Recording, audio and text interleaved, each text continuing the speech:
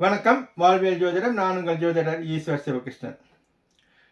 நம்ம உறவினர், நண்பர் யாருக்காச்சும் குடிப்பழக்கத்தில் அவங்க மூழ்கி இருந்தாங்கனாக்கா, அவங்கள வெறுத்து ஒதுக்காம எப்படி அதிலிருந்து மீட்டு எடுக்கலாம் அப்படின்னு சில குறிப்புகளை இந்த காணொலியில் உங்களுக்கு நான் சொல்ல போகிறேன். பொதுவாக பையன் குடிக்கிறான், என் கணவர் குடிச்சிட்டு இருக்கிறாரு, இவங்களை அப்படியே திருந்தவே மாட்டாங்களா, எங்களுக்கு இதே நிலைமை தானா அப்படின்னு மனம் ரொம்ப வருத்தத்தோடு ஆலோசனை கேட்குறவங்க நிறைய பேரை நான் பார்த்துருக்குறேன். அவங்களுக்கு நான் சொல்லக்கூடிய அறிவுரைகள், அவங்களுக்கு சொல்லக்கூடிய அறிவுரைகளையும் ஆலோசனையும் தான் இந்த வீடியோவில் சில குறிப்புகளாக உங்களுக்கு தரப்போகிறேன். பொதுவாக குடின்றது ஒரு நோயாகவே நம்ம பார்க்கணும். குடிக்கிறவங்க வெறுக்கத்தக்கவர்கள் அல்ல. நம்ம குடிகாரன் அப்படின்னு அவங்கள வெறுத்து ஒதுக்கக்கூடாது. அதுதான் அவங்களுக்கு இன்னும் குடியை அதிகமாக நாட வேண்டிய சூழலை ஏற்படுத்திடும். ஆனால் நம்ம அவங்கள நோயாளியாக பார்த்து அந்த நோயிலேருந்து எப்படி மீட்டெடுக்கணும் அப்படின்னு பார்த்தீங்கன்னாக்கா, அந்த நோய்க்கு என்ன காரணம் அப்படின்னு பார்க்கணும். எல்லா நோய்க்கும் ஏதாச்சும் ஒரு அடிப்படை காரணம் இருக்கும். அதனால தான் வள்ளுவ பெருந்தகை நோய் நாடி நோய் முதல் நாடி அது தணிக்கும் வாய் நாடி வாய்ப்பை செயல் அப்படின்னு சொல்லுவார். நம்ம எப்பொழுதுமே ஒரு மூலத்தை ஆராயணும். மூலத்தை ஆராய்ஞ்சிட்டாக்க எளிமையாக ஒரு பிரச்சனைக்கு தீர்வு கண்டுடலாம். குடிப்பழக்கத்துக்கு என்ன மூல காரணம் அப்படின்னு பார்த்தீங்கன்னாக்கா, 2-3கள் இருக்குது. அதாவது அவங்களோட தொழில் சூழலில் நிறைய பேர் குடிப்பழக்கத்துக்கு ஆட்பட்டவங்கள நான் பார்த்துருக்குறேன். அது நம்ம இந்த கட்டட தொழிலாளிகள் பார்த்தாவே உங்களுக்கு தெரியும்.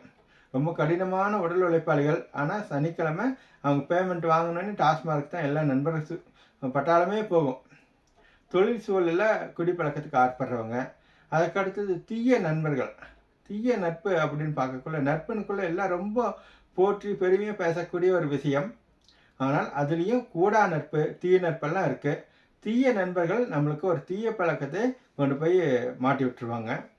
அந்த தீய நட்பாகவே நம்மளும் மாறிடுவோம். இன்னொருத்தருக்கு நம்ம தீய நட்பாக மாறக்கூடிய சூழலும் உருவாகும். தீய நண்பர்களும் நம்மளுக்கு குடிப்பழக்கத்துக்கு ஒரு மூல காரணமாக இருப்பாங்க.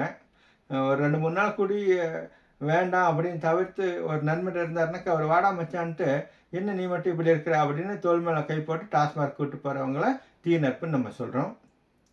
அதே போல் சிலர் பார்த்தீங்கன்னாக்கா, ஒரு பொருளாதார நெருக்கடியில் இருப்பாங்க. எனக்கு ரொம்ப கடன் தொல்லையாக இருக்குது, கடன் தொல்லையை மறக்கணுனாக்கா எனக்கு கொஞ்சம் ஒரு குவார்ட்டர்னாச்சு வேணும் அப்படின்னு போய் குடிக்கிறவங்க இருக்கிறாங்க. அவங்க கடன் தொகை பார்த்தீங்கன்னாக்கா ஒரு 5000 இருக்கும். இவங்க குடிக்கிறது செலவு பார்த்தீங்கன்னா 10,000 குடிப்பாங்க. நம்ம ஒரு மாயையில் இருப்பாங்க. அதுக்கடுத்தது கவலைக்கு மருந்தாக நினைக்கிறாங்க. கவலைக்கு மருந்துனா அவங்க மனைவிமார்கள் இன்னும் 2 குவார்ட்டர் குடிக்கணும். கணவர் குடிக்கிறாரு, வீட்டோட பொருளாதார நிலையும் நம்மளுக்கு சீரழிஞ்சு கிடக்குது அப்படின்னு அவங்களுக்கு தான் அதிகமான கவலைகள் இருக்கும். கவலைக்கு மருந்தாகவும் நம்ம இதை பார்க்கக்கூடாது. அதே போல் ரொம்ப மாடு மாதிரி உடல் உழைப்பு செய்கிறேன், ரொம்ப உடம்பு வலியாக இருக்குது, இதுக்கு குடித்தா எனக்கு தெம்பாக இருக்குது அப்படின்னு நிறைய அதுவும் ஒரு மாயையில் இருக்கிறாங்க. ஆல்கஹாலில் ஒரு 0% கூட நம்மளுக்கு அதில் நல்ல சத்துமானங்கள் எதுவுமே இல்லை. நம்ம ஒரு பால் பாக்கெட் வாங்கிட்டு போவதற்கும் ஒரு குவார்ட்டர் பாட்டில் வாங்கிட்டு போவதற்கும் வேறுபாடு இருக்கக்கூடியது. அந்த மாதிரி இருக்கிறவங்கள நம்ம நல்ல கறியும் சோறு நல்லா செஞ்சு சாப்பிடுங்க, அதில் இருக்கக்கூடிய சத்துமானம் தான் நல்லது.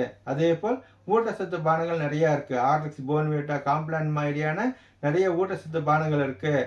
அதெல்லாம் வாங்கி குடிங்க, குடும்பத்தோடு குடிக்கலாம், குழந்தைங்க மகிழ்ச்சி அடைவாங்க, உங்களுக்கு நல்லது அப்படின்னு சொல்கிறது என்னோடய வழக்கமாக இருக்கும். தொடர்ச்சியாக வீடியோக்களை பாருங்கள். நம்ம குடிப்பழக்கத்தில் இருக்கக்கூடிய நம்ம பையனையோ, நம்ம கணவரையோ, நம்ம நண்பரையோ